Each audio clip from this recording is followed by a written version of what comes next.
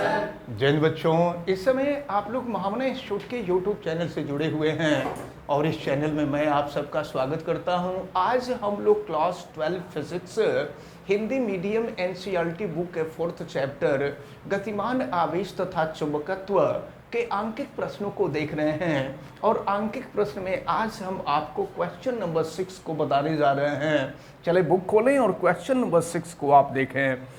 एक 3 सेंटीमीटर लंबा तार की लंबाई आपको दी गई है 3 सेंटीमीटर। देखिए ये 3 सेंटीमीटर दी गई है। सेंटीमीटर को मीटर में आपको कन्वर्ट करना होगा, तो सेंटीमीटर को मीटर में कन्वर्ट करने के लिए हमने आपको बताया था कि 100 से डिवाइड करेंगे। 100 का मतलब 10 का पावर 2 और 10 का पावर 2 ऊपर जाएगा तो 10 का पावर -2 हो जाएगा। यानी सेंटीमीटर को मीटर में कन्वर्ट करने के लिए 10 टू द पावर -2 से मल्टीप्लाई कर देते हैं। ये हो जाएगा 3 × 10 टू द पावर -2 मीटर। और फिर देखें जिसमें 10 एम्पियर की धारा प्रवाहित हो रही है। इसमें प्रवाहित होने वाली धारा की वैल्यू आपको दी गई है और ये है 10 एम्पियर के। पर परिनालिका के भीतर इसके अक्ष के लंबवत रखा हुआ है। परिनालिका के भीतर चुंबकीय क्षेत्र का मान, चुंबकीय क्षेत्र B की वैल्यू आपको दी गई है और ये 0.27 टेस्ला दिया हुआ है। तो तार पर लगने वाला चुंबकीय बल क्या होगा? आपको पता है कि चुंबकीय क्षेत्र में धारावाही चालक पर लगने वाला जो बल होता है उसको हम लॉरेंज बल कहते हैं। यानी चुंबकीय बल जो होता है वो लॉरेंज बल होता है। और लॉरेंज बल आपको पता है कि F = होता है IBL sin थीटा। और लॉरेंज बल हमेशा लंबवत काम करता है, इसलिए थीटा की वैल्यू जो होगी वो 90 डिग्री हो जाएगी। तो F = I की वैल्यू है 10, B की वैल्यू है 0.27 और फिर L की वैल्यू है 3 × 10 टू द पावर -2 और ये हो जाएगा sin 90। sin 90 की वैल्यू आपको मालूम है 1।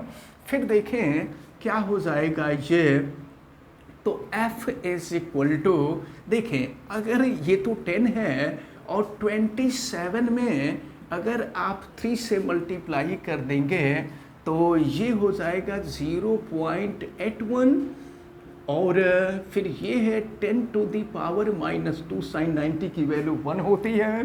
तो F = देखिए अब ये 0.81 है। अगर हम इसमें 10 से मल्टीप्लाई कर देंगे तो ये 8.1 हो जाएगा। 8.1 × 10 टू द पावर -2 और बल है तो बल का मात्रक न्यूटन होता है। देखते हैं क्वेश्चन नंबर 7 को। क्वेश्चन नंबर 7 में दिया हुआ है 2 लंबे सीधे समांतर तार। देखिए एक तार ये है, दूसरा तार ये है और दोनों तारों का अलग अलग नाम रखा गया है। 2 लंबे सीधे समांतर तार A और B, ये A है और ये B है और इनके बीच की जो दूरी दी गई है वो 4 सेंटीमीटर दी गई है। दोनों तारों के बीच की दूरी ये 4 सेंटीमीटर यानी 4 सेंटीमीटर ये डिस्टेंस दिया हुआ है। और फिर देखें तारों में क्रमशः 8 एम्पियर और 5 एम्पियर की धारा प्रवाहित हो रही है। पहले तार में 8 एम्पियर और दूसरे तार में 5 एम्पियर की धारा प्रवाहित हो रही है और ये दोनों धारा एक ही दिशा में प्रवाहित हो रही है। प्रश्न में दिया हुआ है कि दोनों में विद्युत धारा की दिशा एक ही है। तो तार A से 10 सेंटीमीटर खंड पर, 10 सेंटीमीटर खंड यानी ये लंबाई हो जाएगा। L की वैल्यू आपको दिया गया है 10 सेंटीमीटर खंड पर। बल की गणना कीजिए। बल की गणना करने के लिए पूछा जा रहा है। सबकी वैल्यू हम नोट कर लेते हैं। देखिए पहले तार में प्रवाहित होने वाली धारा I1 होगी I1 की वैल्यू आपको 8 एम्पियर दिया हुआ है। दूसरे तार में प्रवाहित होने वाली धारा I2 होगी और ये 5 एम्पियर दिया हुआ है। दोनों तारों के बीच की जो दूरी होती है, जो दूरी है वो R है और R की वैल्यू आपको दी गई है 4 सेंटीमीटर। तो सेंटीमीटर को मीटर में हम कन्वर्ट कर देंगे, यानी यहाँ पर 10 टू द पावर -2 से मल्टीप्लाई कर देंगे, ये मीटर में होगा। और इसी तरह से ये जो लंबाई दी गई है इसको भी हम मीटर में कन्वर्ट कर देंगे, तो 10 into 10 to the power -2 metre हो जाएगा।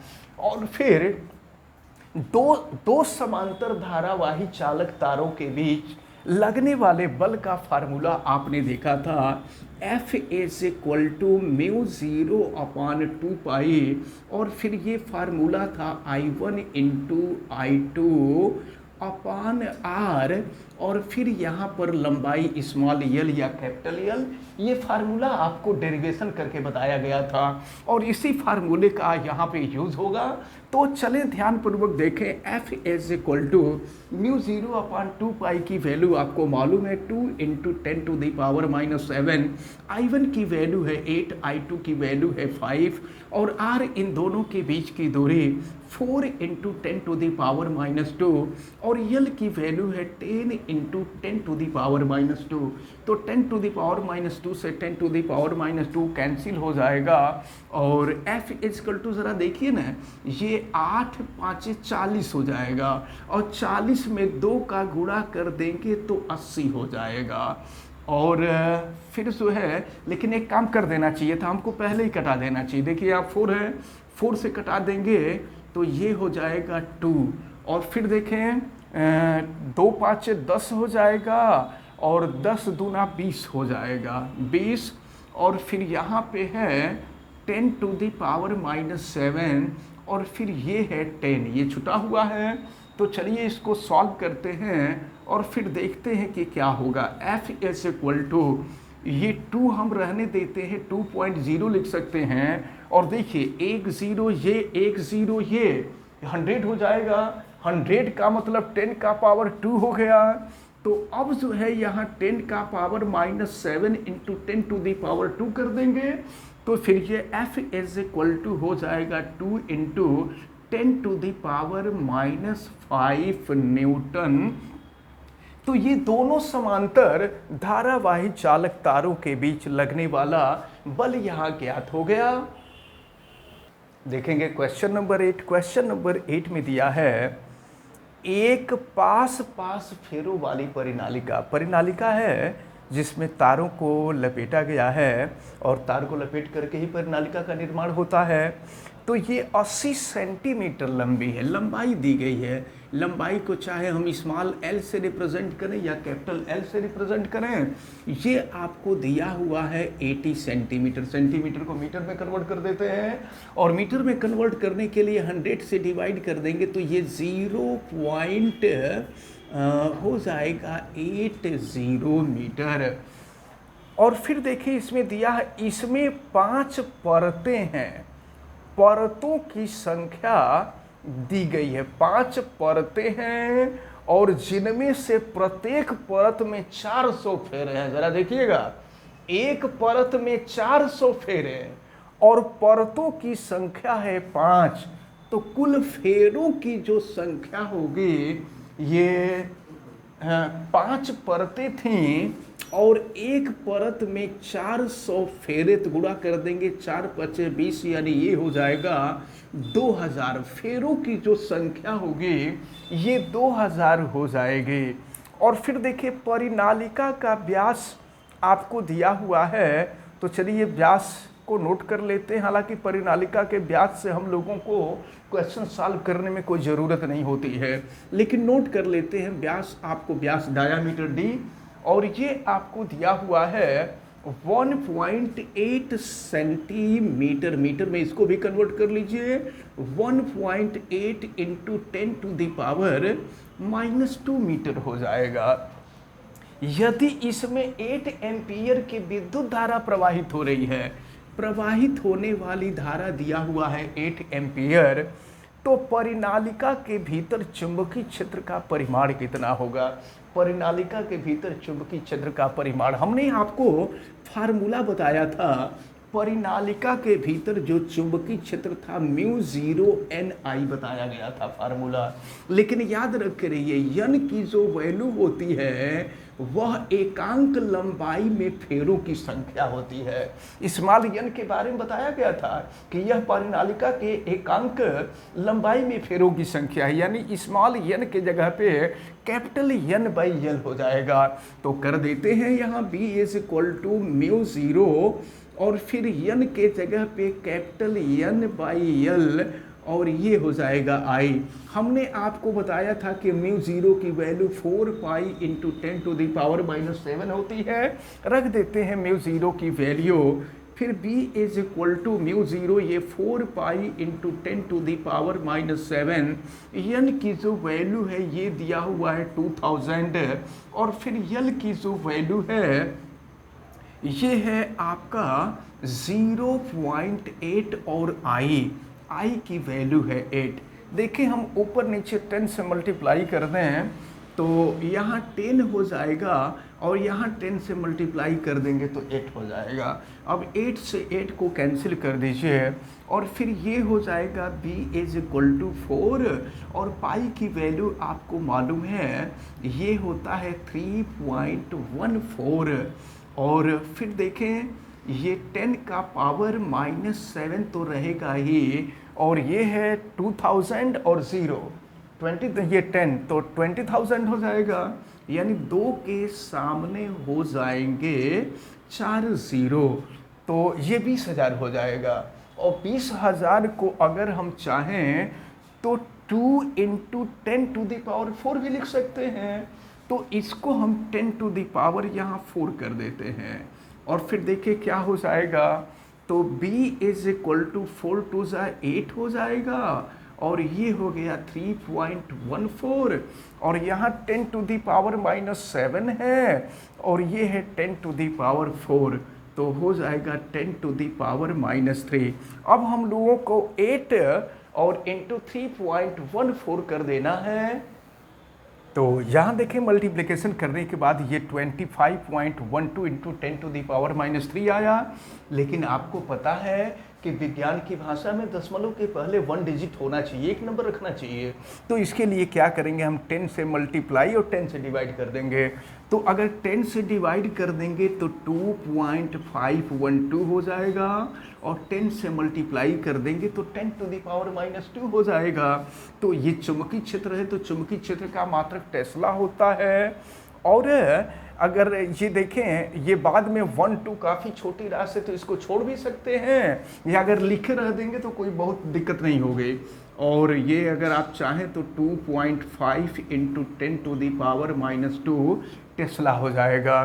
तो इस प्रकार ये जो क्वेश्चन नंबर 8 था ये सॉल्व होता है। देखते हैं क्वेश्चन नंबर 9। तो इसमें दिया हुआ है 10 सेंटीमीटर भुजा वाली एक वर्गाकार कुंडली है। तो देखिए कुंडली जो है अगर वर्गाकार है ये वर्ग कहा जा रहा है। तो देखें क्या है, ये 10 सेंटीमीटर, ये 10 सेंटीमीटर, ये वर्गाकार कुंडली है तो 10 सेंटीमीटर हो जाएगा। तो 10 सेंटीमीटर भुजा वाली एक वर्गाकार कुंडली में 20 फेरे हैं, फेरों की संख्या 20 यानी 20 दिया हुआ है और इसमें 12 एम्पियर की धारा प्रवाहित हो रही है। तो प्रवाहित होने वाली धारा I की वैल्यू 12 एम्पियर दिया हुआ है और कुंडली ऊर्ध्वाधर लटकी हुई है। तो अब देखें कुंडली ऊर्ध्वाधर लटकी हुई है, इसका मतलब कि चुंबकीय क्षेत्र जो होता है वो भी ऊर्ध्वाधर होता है, कुंडली भी ऊर्ध्वाधर ही है, यानी जैसे चाहिए वैसे ही कुंडली है। तथा इसके तल पर खींचा गया अभिलंब 0.80 टेस्ला के एक समान चुंबकीय क्षेत्र 0.80 टेस्ला दिया हुआ है। चुंबकीय क्षेत्र B का मान दिया हुआ है कि एक समान चुंबकीय क्षेत्र की दिशा से 30 अंश का कोण बनाता है। यहाँ पर थीटा की जो वैल्यू है वो 30 डिग्री दी गई है। तो कुंडली पर लगने वाले बल युग्म के आघूर्ण का परिमाण क्या होगा? तो बल युग्म का आघूर्ण टा होता है और टा की वैल्यू हमको ज्ञात करनी है, लेकिन देखिए हमको क्षेत्रफल की जरूरत पड़ेगी। तो क्षेत्रफल हम यहाँ निकाल लेते हैं। क्षेत्रफल ए होगा, तो आपको मालूम है कि वर्ग का क्षेत्रफल बराबर भुजा का वर्ग होता है, तो 10 का स्क्वायर कर देंगे तो 100 हो जाएगा। तो ये है वर्ग सेंटीमीटर। वर्ग सेंटीमीटर को वर्ग मीटर में कन्वर्ट करना है, तो सेंटीमीटर को मीटर में कन्वर्ट करने के लिए 10⁻⁻2 से मल्टीप्लाई करते हैं। अगर 10⁻⁻2 का मल्टीप्लाई करते तो 10⁻⁴ हो जाएगा। और फिर यानी वर्ग सेंटीमीटर को वर्ग मीटर में कन्वर्ट करना होता है, तो 10⁻⁻4 से मल्टीप्लाई कर देते हैं। यानी ये हो जाएगा आपका 10⁻⁻2 मीटर स्क्वायर। इसको हम यहाँ नोट कर लेते हैं, 10⁻⁻2 मीटर स्क्वायर इस वर्गाकार कुंडली का क्षेत्रफल हो जाएगा। तो बलयुग्म का आघूर्ण पूछ रहा है। बलयुग्म का आघूर्ण टा इजकल टू आपको मालूम है NIAB, और ये होता है साइन थीटा। वैल्यू रख देते हैं। टा इजकल टू n की वैल्यू है 20, I की वैल्यू है 12 और A की वैल्यू है 10⁻⁻2, B की वैल्यू है 0.80 और ये हो जाएगा आपका साइन 30। फिर हम लोग सॉल्व करते हैं। तो टा इजकल टू देखिए पहले 20 का हम 0.8 में मल्टीप्लाई कर देते हैं, तो ये 16 हो जाएगा। 16 × 12 और ये है 10⁻⁻2। साइन 30 की वैल्यू आपको मालूम है 1/2 होती है। 2 से इसको अगर कटा दें तो ये 8 हो जाएगा। और फिर ये हो जाएगा टा इजकल टू 12 × 8 96 हो जाएगा और ये हो गया 10⁻⁻2। और अब हम करेंगे क्या कि देखें 10⁻⁻2 से अगर मल्टीप्लाई कर दें तो 0.96 हो जाएगा और ये बलयुग्म का आघूर्ण है, तो ये हो जाएगा आपका न्यूटन मीटर। तो ये जो है क्वेश्चन नंबर 9 आपका सॉल्व होता है। और जो नेक्स्ट क्वेश्चन है उनको नेक्स्ट वीडियो में हम लोग देखेंगे। फिलहाल हमें उम्मीद है कि आज जितने भी क्वेश्चन बताए गए हैं, जितने भी न्यूमेरिकल बताए गए हैं, ये सभी न्यूमेरिकल आपको अच्छी तरह से समझ में आए होंगे। आप वीडियो को लाइक ज़रूर कीजिएगा और अगर चैनल पे नए हैं तो चैनल को सब्सक्राइब भी कीजिए। आप बेल आइकन को भी प्रेस करें और वीडियो को मैक्सिमम स्टूडेंट तक शेयर करें। और अगर किसी प्रकार की कोई दिक्कत हो तो आप हमें कमेंट करके बतावें। आप सभी लोगों का बहुत बहुत धन्यवाद। जय हिंद।